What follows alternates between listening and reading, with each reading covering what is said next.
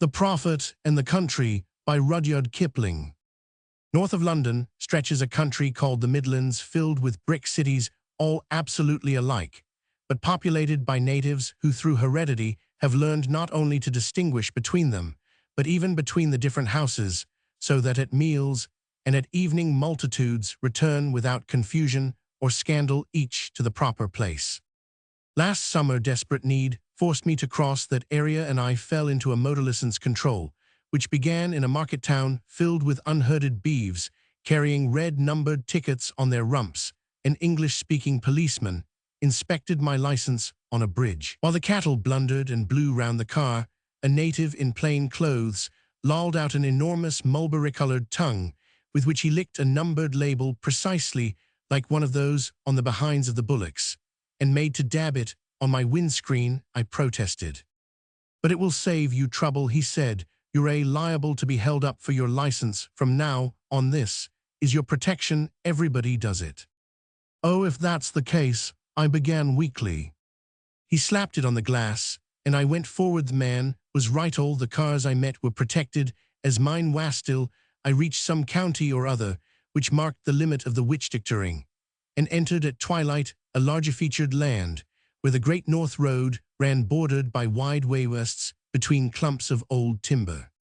Page 155. Here the car without warning sobbed and stopped. One does not expect the make and break of the magnetothet, tiny 2-inch spring of finest steel toe fracture, and by the time we had found the trouble, night shut down on us. A rounded pile of woods ahead took one sudden star to its forehead, and faded out the waywaste, melted into the darker velvet of the hedge. Another star reflected itself in the glassy black of the bitumen road, and a weak moon struggled up out of a mist patch from a valley.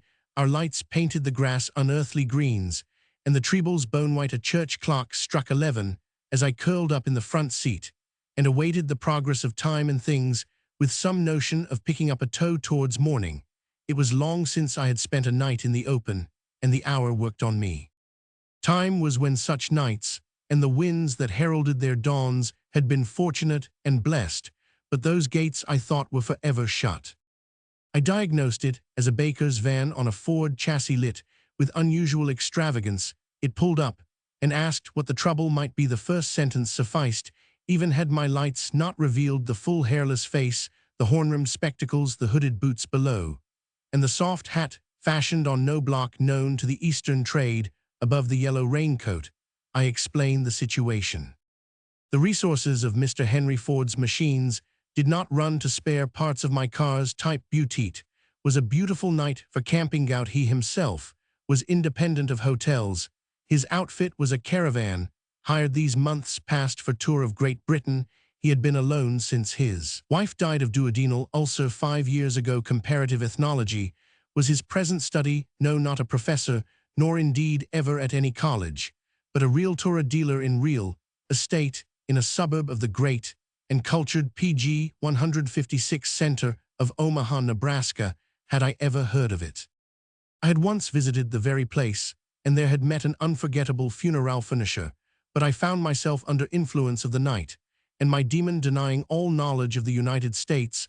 I said, never left my native land, but the passion of my life had ever been the study of the fortunes and future of the USA, and to this end I had joined 3 societies, each of which regularly sent me all its publications. He jerked her on to the grass beside my car, where our mingled lights slashed across the trunks of a little wood, and I was invited into his pitchpine-lined caravan with its overpowering electric installation, its flappable typewriter drawers and lockers below the bunk. Then he spoke, every word well-relished between massy dentures, the inchiromed spectacles obscuring the eyes, and the face as expressionless as the unrelated voice. He spoke in capital letters, a few of which I have preserved, on our national spirit, which he had sensed was homogeneous, and in ethical contact throughout, unconscious but vitally existent. That was his estimate of our racial complex. It was an asset, but a democracy postulating genuine ideals should be more multitudinally-minded and diverse in outlook. I assented to everything in a voice that would have drawn confidences from letterboxes. He next touched on the collective outlook of democracy, and thence glanced at herd impulse and the counterbalancing necessity for individual self-expression. Here he began to search his pockets, sighing heavily from time to time. Before my wife died, sir, I was rated a 100%. American I am no, but have you ever in our literature read a book called The Man PG 157? Without a country I am him, he still rummaged, but there was a sawing noise behind the face. And you may say first and last drink. Did it? He added. The noise resumed. Evidently, he was laughing, so I laughed too. After all, if a man must drink, what better lair than a caravan? At his next words, I repented. On my return back home after her burial, I first received my primal urge towards self-expression. Till then, I had never realized myself. He had found it at last, in a breast pocket, a lank and naughty cigar. And what, sir, is your genuine opinion of prohibition? He asked, when the butt had been moistened to his liking. Oh, it's our gallant adventure, I babbled, for somehow I had tuned myself to listen in to tales of other things. He turned towards me slowly. The revelation qua prohibition that came to me on my return back home from her funeral was not along those lines. This is the platform I stood on. I became thenceforward one of vast crowds being addressed from that platform. There are races, sir, which have been secluded since their origin from the microbes, necessary and beneficent microbes of civilization. Once those microbes are introduced to those races react precisely in proportion to their previous immunity or racial virginity. Measles, which I've had twice and never laid by for, are as fatal to the Papuan as pneumonic plague to the white. Alcohol for them is disaster, degeneration, and death. Why, you can't get ahead of cause and effect. Protect any race from its natural and God-given bacteria, and you automatically create the culture for its decay. PG 158. When that protection is removed, that, sir, is my thesis. The unlit cigar between his lips circled slowly, but I had no desire to laugh. The virgin red Indian fell for the firewater of the paleface as soon as it was presented to him. For firewater, sir, he parted with his lands, his integrity, and his future. What is he now? An ethnological survival under state protection. You get me? Immunize or vergnize the citizen of the United States to alcohol, and you as surely reduce him to the mental status and outlook of that redskin that is the nemesis of prohibition. And the process has begun, sir. Haven't you noticed it already? Gulped among our people. Well, I said, men don't always act as they preach, of course. You want to braid my national complex. What's the worst you've seen in connection with our peopling? Rum. The round lenses were full on me. I chanced it. I've seen one of 'em on a cross-channel boat, talking prohibition in the bar pretty full. He had 3 drinks while I listened. I thought you said you'd never quit England, he replied. Oh, we don't count France, I amended hastily. Then was you ever at Monte Carlo? No, well, I was this spring. One of our tourist steamers unloaded 300 of 'em at the Port aux Villes Franche, and they went off to Monte Carlo to dine. I saw sir, come out of the dinner hall of that vast hotel opposite the casino. They're not drunk, but all having drink taken. In that hotel lounge after that meal, I saw an elderly sittin' up and kiss 8 women, none of 'em specially PG 159 young, sittin' in a circle on the settees. The rest of his crowd, applaudin' folk, just shrugged their shoulders. And the French nigger on the door, I heard him say, it's only the Yanks tankin' up. It galled me as a 100%. American, it galled me unspeakably. And you've observed the same thing during the last few years. I nodded. The face was working now in the yellow lights, reflected from the close-buttoned raincoat. He dropped his hand on his knee and struck it again and again before he steadied himself with the usual snap and grind of his superb dentist work. My revelation qua the peril of prohibition was laid on me on my return back home in the hour of my affliction. I'd been discussing prohibition with Mrs. Tarworth only the week before. Her best friend, sir, a neighbor of ours, had filled one of the vases in our parlor with chrysanthemums out of a bust wreath. I can't ever smell to those flowers, now thout it all comin' back. Yes, sir, in my hour of woe, it was laid on me to warn my land of the nemesis of presumption There's only one sin in the world and that is presumption without strong presumption. Sir we'd never have fixed prohibition the way we Roman 999. And when I retired that night I reasoned it out, that there was but one weapon for me to work with, to convey my message to my native land. That, sir, was the movies, so I reasoned it so now, the movies wasn't a business I'd ever been interested in though a regular attendant. Well, sir, within 10 days, after I had realized the scope and imperativeness of my revelation, I'd sold out and reinvested so's everything was available. I quit Omaha, sir, the freest the happiest man in the United States. Page 160. A puff of air from the woods licked through the open door of the caravan, trailing a wreath of mist with it. He pushed home the door. So you started in on anti-prohibition films, I suggested. Sir, more it was laid on me to feature the murder of immunized America by the microbe of modern civilization, which she had presumptuously defied. The text inspired all the titling before I arrived at the concept of the appeal.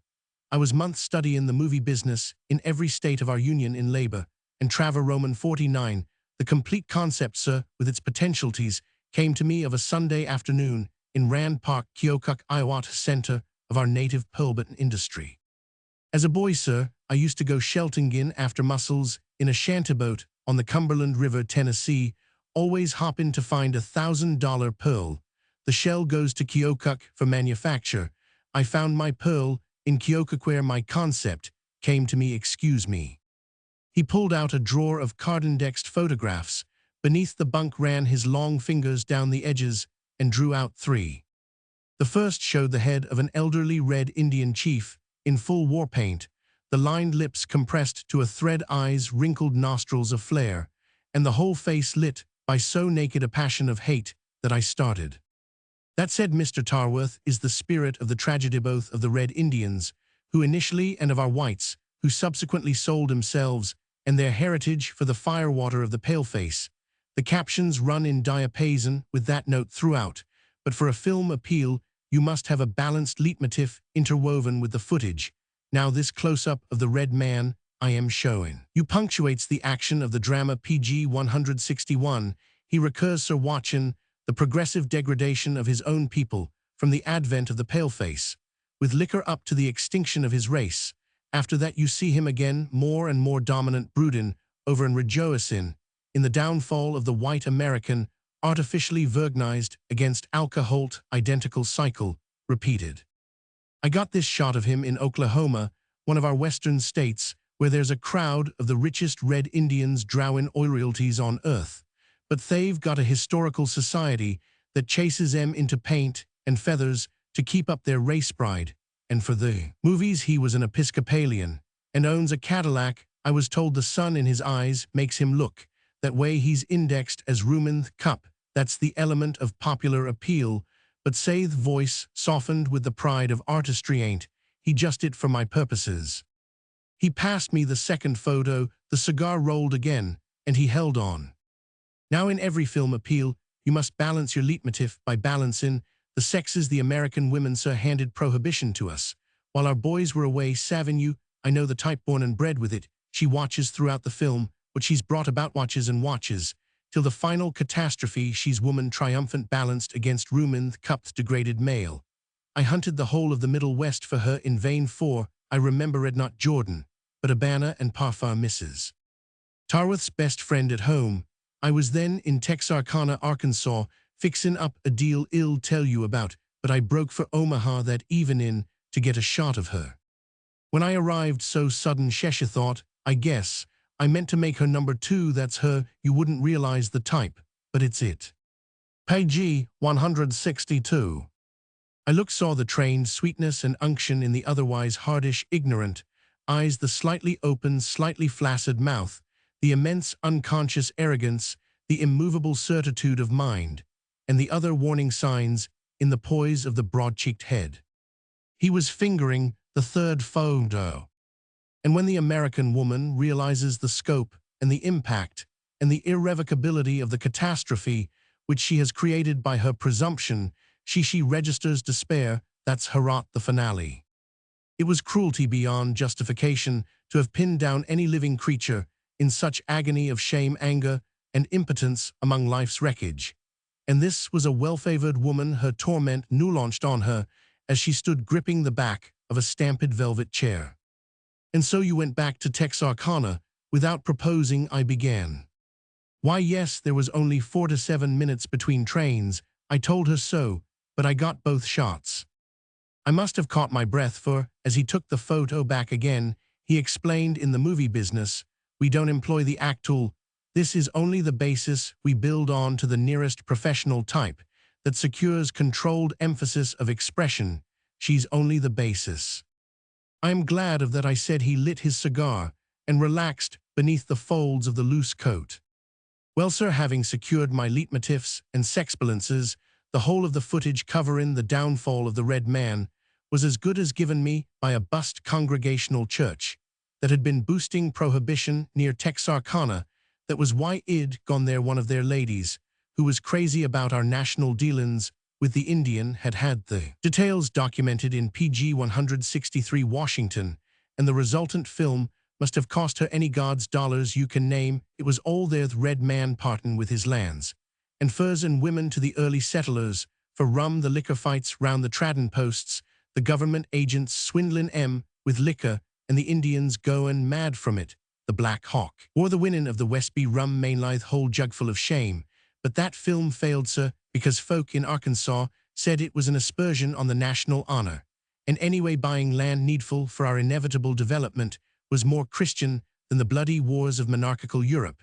The Congregationalists wanted a new organ too, so traded a big SD organ for their film. My notion was to interweave it with parallel modern instances from Monte Carlo and the European hotels of white American degradation. The main caption, "Bane the firewater of the paleface works, as indifferently as fate, an old rumen cups close-up, shows broodin' through it, all you sense my concept." He relighted his cigar. I saw it like a vision, but from there on I had to rely on my own complex. For intuition, I cut out all modern side issues, the fight against prohibition, bootlegging, homemade rum manufacture, wood alcohol, tragedies, and all that dope know, as I didn't eliminate to excess the revolt of the red blood corpuscles should have been stressed. What's their share in it? Vital. They clean up waste and deleterious matter in the humane system under the microscope.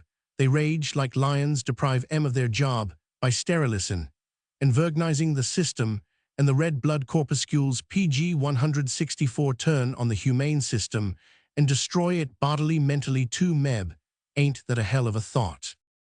Where did you get it from?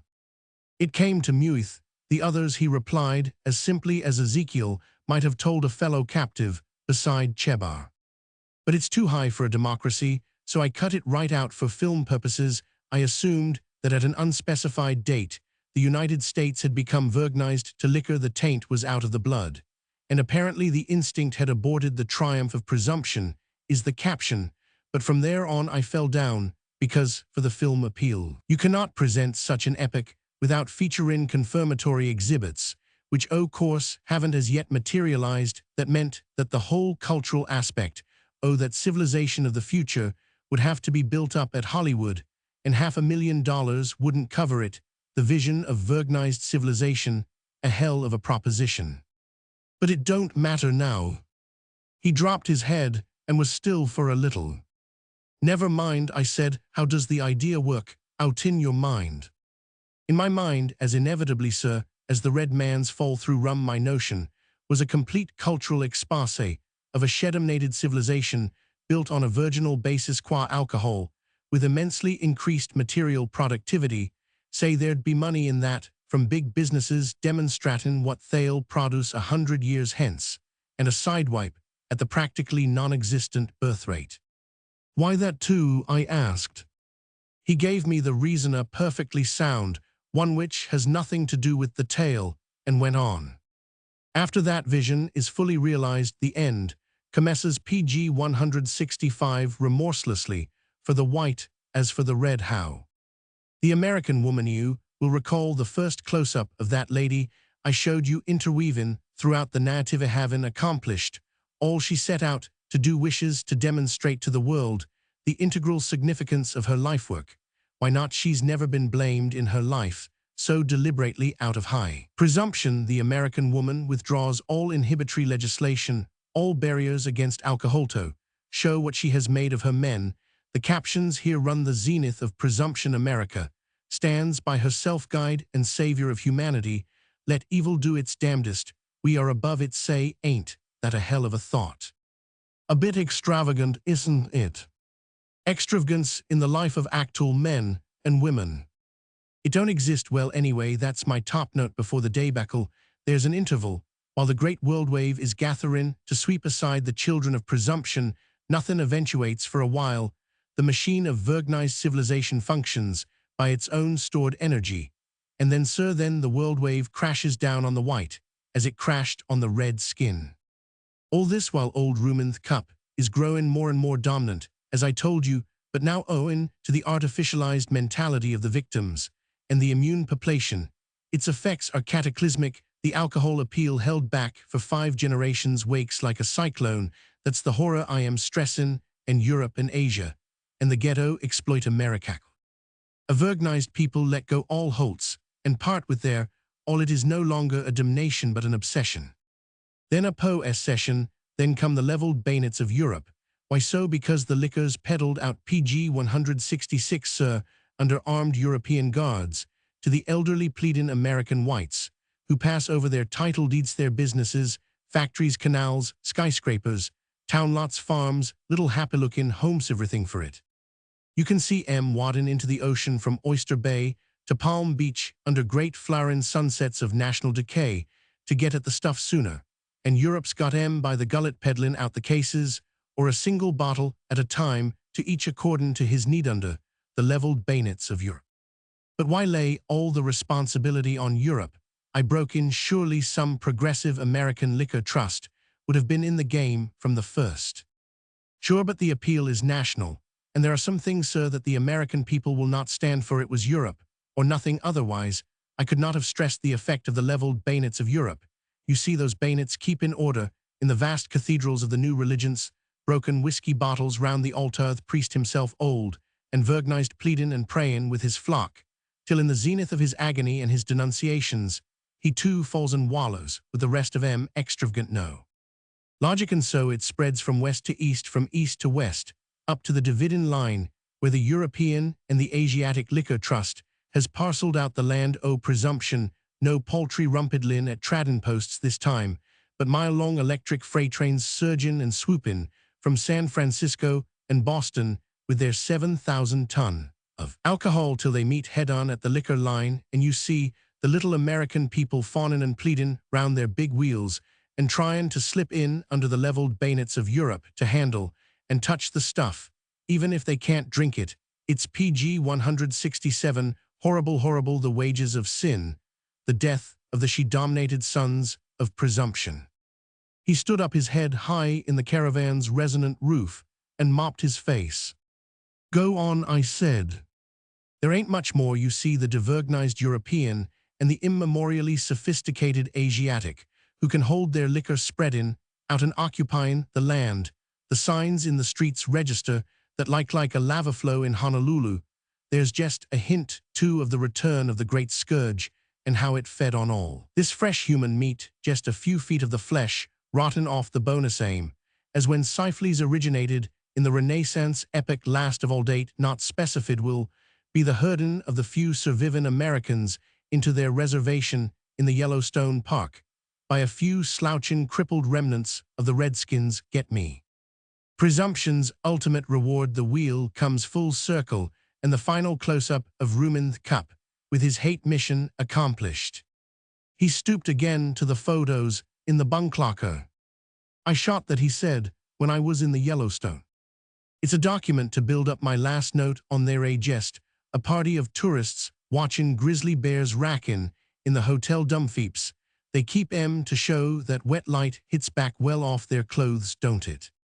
I saw 6 or 7 men and women in pale-colored raincoats gathered with no pretense at pose in a little glade. One man was turning up his collar, another stooping to bootlace. While a woman opened her umbrella over him, they faced towards a dimly defined heap of rubbish and tins, and they looked unutterably mean. Yes, he took it back from me, that would have PG 168 been the final note of dominant resolving into a minor. But it don't matter now. Doesn't it? I said stupidly enough. Not to me, sir, my church am a fundamentalist, and I didn't read more than half the scenario started out by disowning me for aspersing the national honor. A bunch of our home papers got hold of it. Next they said I was a renegade and done it for dollars. And then the ladies on the social betterment and uplift committees took a hand in your country. You don't know the implications of that. A 100% American, but I didn't know what men and women are. I guess none of us do at home or wed, say so instead playing at being American citizens. There's no law with us under which a man can be jailed for aspersing the national honor. There's no need. It got into the legislature, and one senator there he spoke for an hour demanding to have me unanimously and internationally disavowed by my maker. I presume no one else stood by me. Id been to the big Jew combines that control the movie business in our country. Id been to Huvelstein, represents $6 to $7 million interests. They say he's never read a scenario in his life. He read every last word of mine aloud. He laughed some, but he said he was doing well in a small way, and he didn't propose to start up any pogroms against the chosen in New York. He said I was ahead of my time. I know that, and then me wife's best friend was back of this folk at home, got talking about calling for an inquiry into my state o' mind, and whether I was fit to run my own affairs. I saw a lawyer or two over that, and I came to a realist sense of American law and justice. That was another of the things I didn't know. It made me sick to my stomach, sick, with physical and PG 169 mental terror and dread. So I quit. I changed my name and quit 2 years back. Those ancient prophets and martyrs haven't got much on me in the things a democracy hands you if you don't see eye to eye with it. Therefore, I have no abode place except this old caravan. Now, sir, we too are like ships that pass in the night, except, as I said, be very pleased to tow you into Doncaster this morning. Is there anything about me strikes you in any way as deviating from sanity? Not in the least, I replied quickly. But what have you done with your scenario? Deposited it in the Bank of England at London. Would you sell it? No, sir. Couldn't it be produced here? I am a 100% American. The way I see it, I could not be a party to an indirect attack on my native land. Once again he ground his jaws. There did not seem to be much left to say. The heat in the shut caravan was more and more oppressive. Time had stood still, with me listening. I was aware now that the owls had ceased hooting, and that a night had gone out of the world. I rose from the bunk. Mr. Tarworth, carefully rebuttoning his raincoat, opened the door. Good Lord God Almighty, he cried with a child's awed reverence, its sun-up look. Daylight was just on the heels of dawn, with the sun following the icy blackness of the Great North Road, banded itself with smoking mists that changed from solid pearl to writhing opal as they lifted above hedgerow level. The dewit leaves of the upper branches turned suddenly into diamond facets, and that wind which runs before the actual upheaval of the sun swept out of the PG 170 fragrant lands to the east, and touched my cheek as many times it had touched it before, on the edge, or at the ends of inconceivable experiences. My companion breathed deeply while the low glare searched the folds of his coat and the sags and wrinkles of his face. We heard the faraway pulse of a car through the infinite clean-born light-filled stillness. It neared and stole round the bend, a motor hearse on its way to some early or distant funeral, one side of the bright oak coffin showing beneath the pall, which had slipped a little. Then it vanished in a blaze of wet glory from the sun-drenched road, amid the songs of 1,000 birds. Mr. Tarworth laid his hand on my shoulder. Say, neighbor, he said, there's something very soothing in the concept of death after all. Then he set himself kindly and efficiently to tow me towards Doncaster, where when the day's life should begin again, one might procure a new magneto make breaks, that tiny 2-inch spring of finest steel failure, of which immobilizes any car. pg 171.